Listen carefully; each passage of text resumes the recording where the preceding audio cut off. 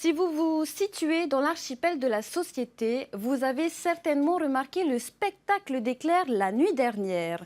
En seulement 12 heures, Météo France a enregistré 13 800 impacts de foudre dans cette zone. Et si vous vous demandez comment ces données sont récoltées, à Tahiti, un enseignant-chercheur de l'université capte les ondes de la foudre à l'aide d'une antenne. Les informations recueillies sont directement envoyées à un réseau mondial néo-zélandais basé aux États-Unis. Nos journalistes Tauhiti Taunia Moussan et Veitare Nauta nous en disent plus. Regardez. La foudre, cette décharge électrique entre le nuage et le sol se produit chaque seconde des centaines de fois tout autour de la planète. Pour les localiser, cet enseignant de l'UPF s'est connecté depuis 18 ans au réseau Woolen avec une antenne installée sur ce toit.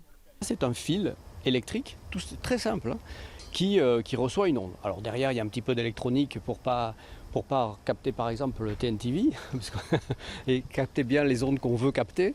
Alors aujourd'hui, le centre de calcul se trouve à Seattle, aux États-Unis. Et il y a un monsieur qui reçoit comme ça en permanence des informations d'environ 80 antennes qui sont distribuées tout autour du globe. Et à partir de ces informations, il arrive à localiser l'endroit où tombe la foudre. Les données récupérées par l'antenne de l'université arrivent ici en temps réel. Vous voyez, c'est rapide, hein, en permanence. Le World Wide Lightning Location Network est un réseau ouvert par un Néo-Zélandais. Cet outil complémentaire a permis à Météo France d'enregistrer près de 5000 impacts de foudre sur l'archipel de la Société en 2 jours en décembre 2020 et 5800 sur la partie nord des Tuamotu. Des informations importantes pour le climat et la sécurité aéronautique. Et ces ondes, on peut les recevoir à 200, 300 et même à 10 000 km, comme c'est le cas de ces antennes.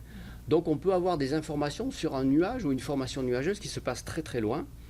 Et ainsi, on peut avoir une information globale qu'aujourd'hui on peut aussi avoir par les satellites, mais c'est une information complémentaire. En plus on a d'informations, plus on peut appréhender, étudier le climat de façon générale et surtout son évolution, ses variations, ses anomalies. La foudre est capricieuse. Cette énergie condensée dans un temps très court est très difficile à capter, irrécupérable en tant qu'électricité pour le quotidien. Dommage, car la tension de la foudre peut atteindre 100 millions de volts et son intensité, 200 000 ampères, des chiffres à faire rêver tout fournisseur d'énergie.